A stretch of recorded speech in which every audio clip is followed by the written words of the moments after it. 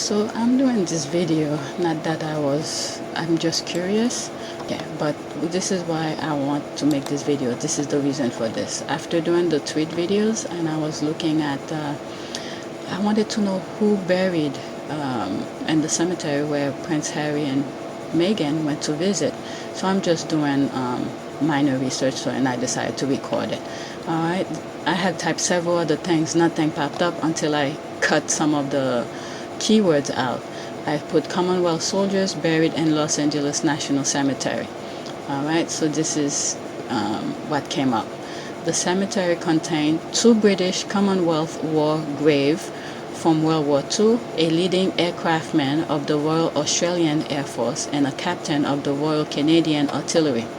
Alright, so that's from Wikipedia. So I want to be a little bit more specific. How do we get, okay, let's see. Commonwealth War Grave, Los Angeles National Cemetery. But let me go on Wikipedia, see what pops up, and then I'll come back and look at this.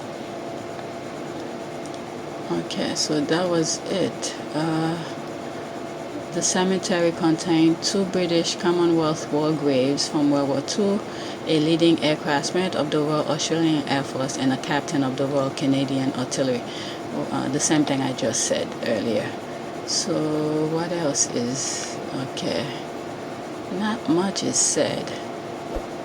Okay, the Los Angeles Cemetery is a United States National Cemetery and the Sotel unincorporated community of the West Los Angeles neighborhood in Los Angeles, California. Los Angeles County, California. Okay, geography. Okay, so I wanted to know more about it. Entered on its 114 acres. A war veteran. Okay, from Mexican-American War, Civil War, Spanish-American War, World War I, World War II, Iraq War, and Afghanistan. So these two, where is it? The highlight is gone. Alright, so let me go back. It didn't tell much, but let me do this. Commonwealth War Grave, Los Angeles Cemetery. Let's see what it says. Okay, Commonwealth War Grave, Los Angeles. Not much. Okay, Los Angeles National Cemetery contained 2 Commonwealth War graves from World War II. Do you have more information about this location? Okay, some from World War II only. Okay, let's see what this one says. I'm just curious who's in there. National Cemetery Administration, office hours, various space, columbarium now open. Okay, alright, not much. Eligibility. Burial in a national cemetery is open to all members of the armed forces who have met a minimum active duty service requirement and were discharged under condition other than dishonorable. A veteran spouse, widow or widower, minor dependent children, and under certain conditions, unmarried adult children and disabilities may also be eligible for burial. God damn, even for burial there's preferences. Oh my God. Eligible spouses and children may be buried even if they predecease the veterans. Members of the reserve components of the armed forces who die while on active duty or who die while on training duty or were eligible for retired pay may also be eligible for burial. For more information, wow, this is crazy. Even at death there's preference. My goodness, who can and who cannot. My goodness. Alright, so general information. Okay, not much. Floor ground policy. Okay, so they have ways of, you could put flowers or something. Cemetery policies are conspicuously posted and readily visible to the public. Floral arrangement accompanying the casket or on at the time of burial will be placed on the complete grave. Natural cut flowers may be placed on the grave at any time of the year. They will be removed when they become unsightly or when it becomes necessary to facilitate cemetery operations such as mowing. Artificial flower and potted plants will be permitted on grave during period when their presence will not interfere with ground maintenance as a general rule. Artificial flowers and potted plants will be allowed on grave for a period extending 10 days before through 10 days after Easter Sunday and Memorial Day. Christmas wreath, grave, blankets, and other seasonal adornments may be placed on grave from December 1st to January 20th. They may not be secured to headstones or markers. Permanent planting, statues, visual lights, breakable objects, and similar items are not permitted on the grave. The Department of Veteran Affairs does not permit adornment that are considered offensive and consistent with the dignity of the cemetery or considered hazardous for cemetery personnel. For example, items incorporating beads or wires may become entangled in moors, okay, that makes sense, or other equipment and cause injury. Permanent items removed from grave will be placed in a conspicuous holding area for 1 month prior to disposal. Decorative items removed from graves remain the property of the donor but are under the custodianship of the cemetery if not retrieved by the donor.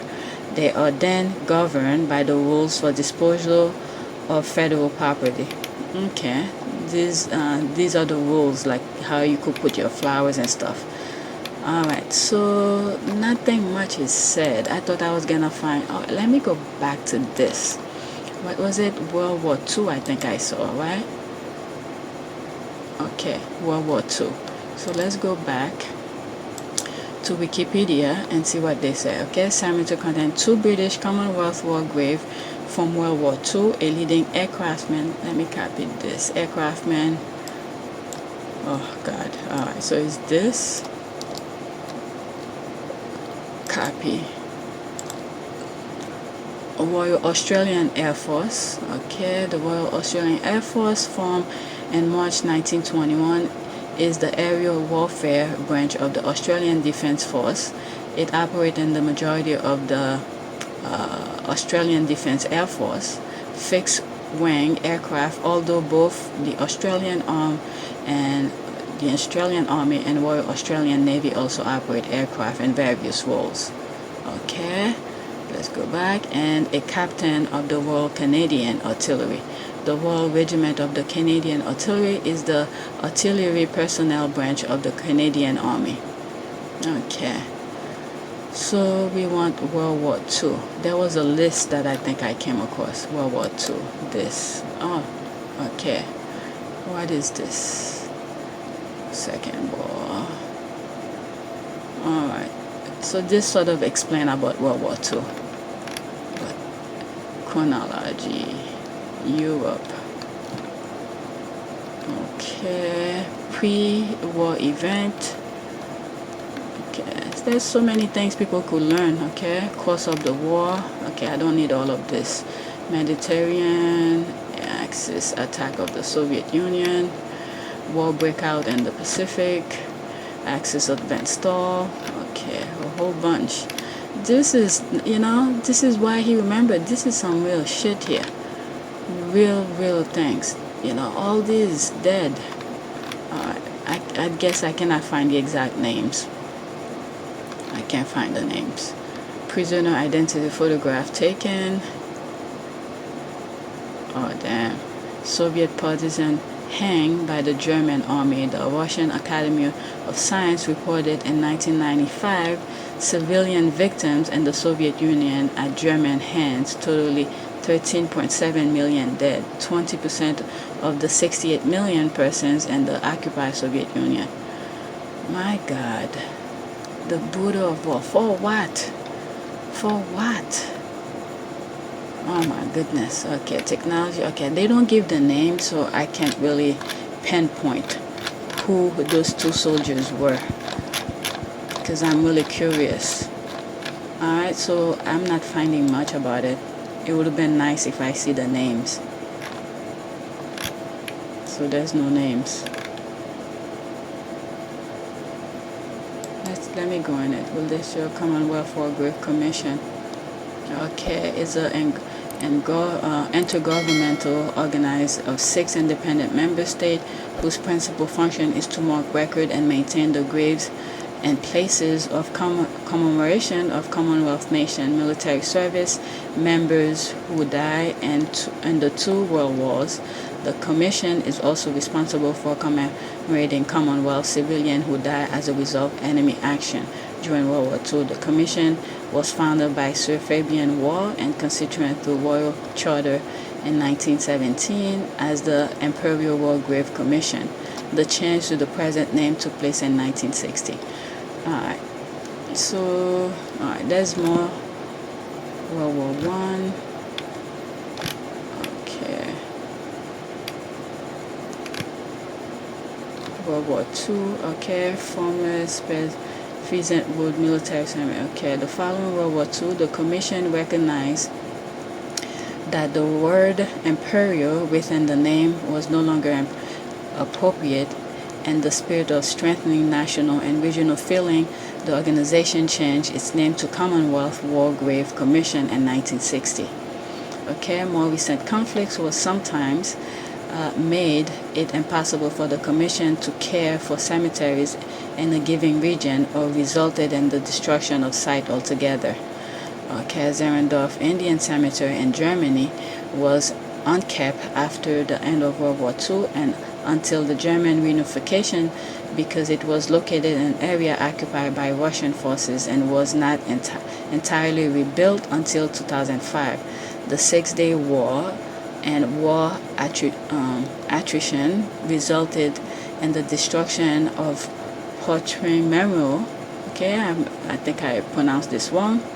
What is this? Portrait Memorial. The Portrait Memorial was originally situated in Portrait, okay, now called Sussex, on the Suez Canal. It was unveiled in May 1926 for the Imperial War Grave Commission and commemorate 4,000 officers and men of the Indian Army killed during the Sinai and the Palestine campaign during the First World. Okay, and Aiden Mario and the death of Commission Gardner at Suez War. Okay, too much information. You guys could just go, I guess, Wikipedia. There's a lot of information. So the name itself, I was looking for the name. I can't find the name. Okay, so maybe one day I'll come across it and I'll do another video. But for now, this is it. Thanks for watching. Don't forget to subscribe, like, and share.